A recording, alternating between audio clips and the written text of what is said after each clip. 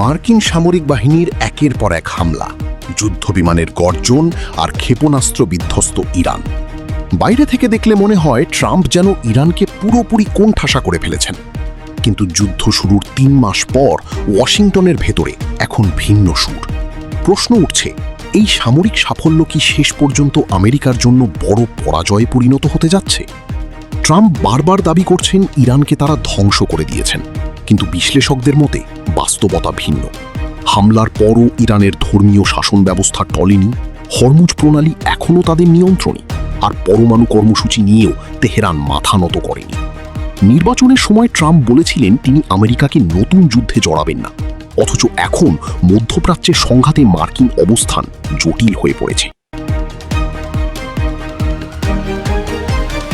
একদিকে যুদ্ধবিরতির আলোচনা, অন্যদিকে আবার হামলার হুমকি।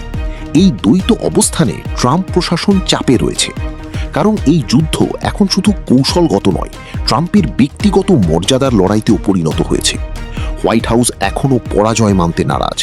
প্রশাসনের মুখপাত্র অলিভিয়া ওয়েলস দাবি করেছেন অপারেশনের সব লক্ষ্য অর্জিত হয়েছে, কিন্তু যুদ্ধের প্রভাব এখন সাধারণ মানুষের জীবনেও পড়ছে। জ্বালানি তেলের দাম বাড়ছে, কমছে ট্রাম্পের জনপ্রিয়তা। সামনে মধ্যবর্তী নির্বাচন, তাই রিপাবলিকান দলের ভেতরেও উদ্বেগ বাড়ছে।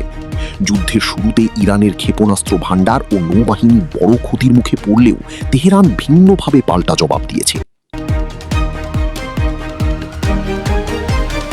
হরমুজ প্রণালীতে চাপ সৃষ্টি করে ইরান বিশ্ব জ্বালানি বাজারকে অস্থির করে তুলেছে। পাশাপাশি ড্রোন হামলা চালিয়ে তারা দেখিয়ে দিয়েছে সামরিক ক্ষতির পরও তাদের প্রতিরোধ ক্ষমতা শেষ হয়নি। ট্রাম্পের লক্ষ্য ছিল ইরানকে পরমাণু অস্ত্র কর্মসূচি থেকে সরিয়ে আনা, কিন্তু ৩ মাস পরও ইরানের পরমাণু কর্মসূচি বহাল রয়েছে।